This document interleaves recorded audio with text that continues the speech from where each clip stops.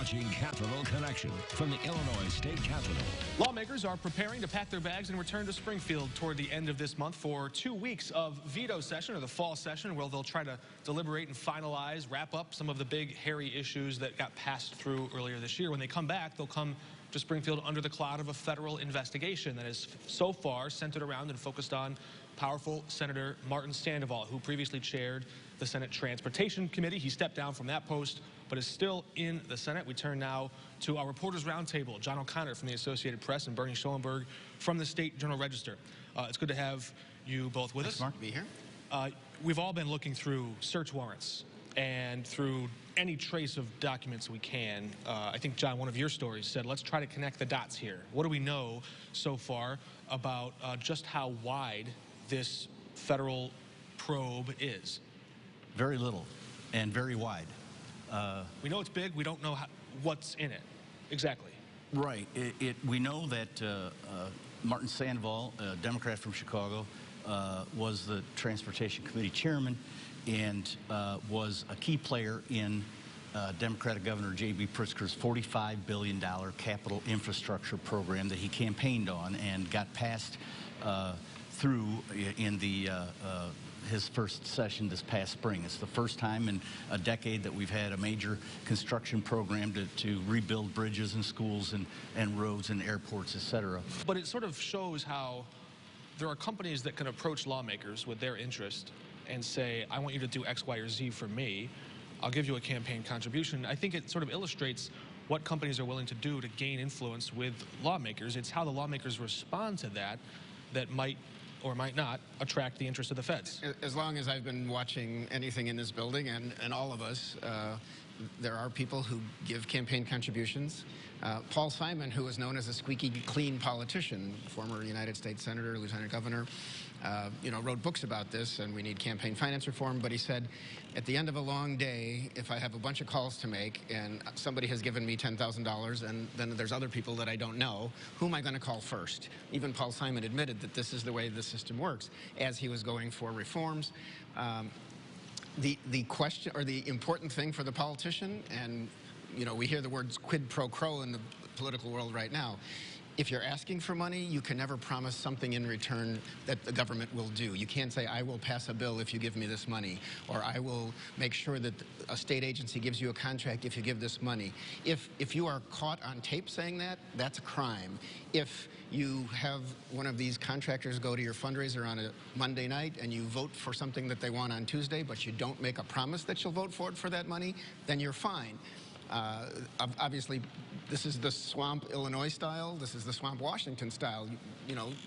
PACs give lots of money to members of Congress, PACs from all over the country who often have interests with members of Congress who are on committees that deal with their issues. And to be clear, this money is going to their campaigns, right? By ads. It's not going to their pockets personally. But right. Obviously, if you take a personal bribe, that's always wrong. Yeah. But this is money, correct, that goes to campaigns, and campaigns funds are the lifeblood of what gets people reelected, and that's very important to them. And you made the point that you had a hypothetical conversation there. Please sponsor this bill. I'll give you a campaign contribution. I think your viewers and a lot of taxpayers believe that it is kind of that overt, that that here I walk into your office with a check and you agree to sponsor my bill. It's much fuzzier than that. I am advocating for a good policy here, using, for example, hypothetically, asphalt shingles, which should be recycling, and it's good for the roads, it's good for the environment. This is a constituent of mine. The constituent, therefore, then gives a $1,000 campaign contribution because I believe in this senator. He or she is doing a good thing for our district. We're friends. I believe in it. It's much fuzzier. On its face, it can sometimes look a little suspect, but when you dig into it and realize there could be jobs on the line, there could be positive environmental impact, those things are acceptable. But then when it just shows how this federal probe is casting a harsh spotlight on, I think, the whole state house right now. Well, and we know that the feds have confiscated computers, and it depends if people are dumb enough to say any quid pro quos in emails or texts. I'm assuming they're looking at text messages too. I don't know all of that. or conversations. You know, in Chicago right now, and there's a member of the Chicago City Council who was wearing a wire that helped apparently lead to Ed Burke, a member of the Chicago City Council, being indicted, and he's facing charges and pleading innocent to, you know, seeking private business for his law firm from people who sought concessions from the city in zoning matters. That you had said how many different people or interests were named in these search warrants so far? 74, I counted, 74, 75 individuals or organizations. And yeah, absolutely, they're going to federal investigators cast a wide net. So we know that the roads and the asphalt is sort of a target of the federal government here, but there's also listed in these search warrants casinos and gaming companies and racinos, these different horse racing places. But there's this third thing, and maybe you can help us make sense of all this. There's also these utility companies, or power companies, ComEd and Exelon, massive household names when it comes to your electric bill in Illinois, that are also named. There's even been some movement at Exelon, the CEO stepping down this week. Her name is Ann Pramaggiore, I believe, yeah. Who stepped down as CEO or retired. Lobbying from these groups is being looked at, you know, for years. When power companies that are massive in scale like this, that are utilities because they serve large parts of Illinois and everybody has to pay their bills, they hire lots of lobbyists to get what they want.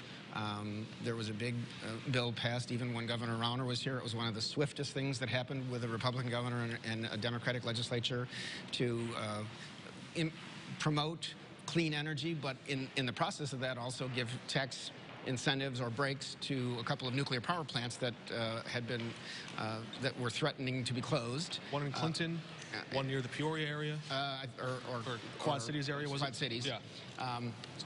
Yeah, and they were saved, and people were happy. And under this clean energy bill, you know, we're supposed to be getting, you know, more solar energy, I think, and more wind, and a combination of things.